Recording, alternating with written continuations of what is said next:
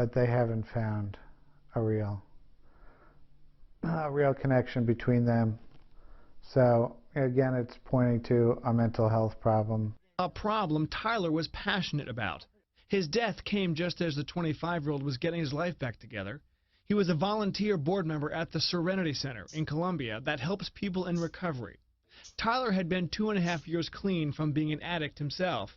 His father says he was on a mission to help others with what he believes is the root cause of substance abuse, mental illness. These young men just aren't getting the proper therapy or attention. The family is getting involved in various projects that address addiction, and it's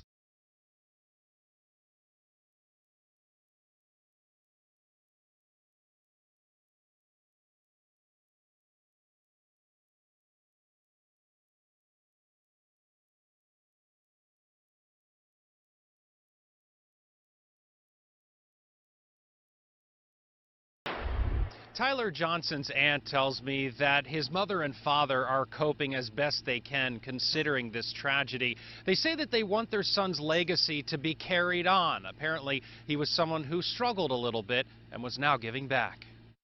With Tyler, we have lost a kind, positive son who reached out to help others in need, and he made a difference. This is so unbelievable. Our prayers are with him, the other victims, and all the people who have been touched by this senseless violence. With a heavy heart, Sydney Petty reads a statement prepared by the parents of 25-year-old Tyler Johnson, who was shot to death along with Brianna Benlolo Saturday at the mall in Columbia. Petty said as the news was breaking, Johnson's parents held out hope that he was safe. They knew that he was working there at the mall, and then they kept trying to reach him, and they couldn't reach him, so they thought that he was hiding in a concrete barrier type place where there was no cell phone. That was their hope for many hours. And then they found out eventually that, you know.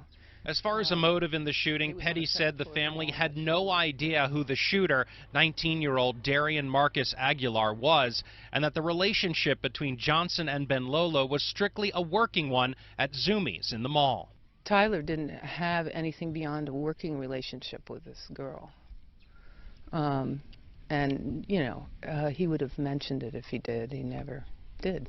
And, you know, so we're just as confused as anybody.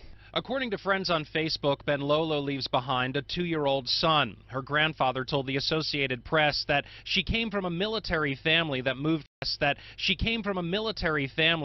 from Colorado to Maryland, and that she was on good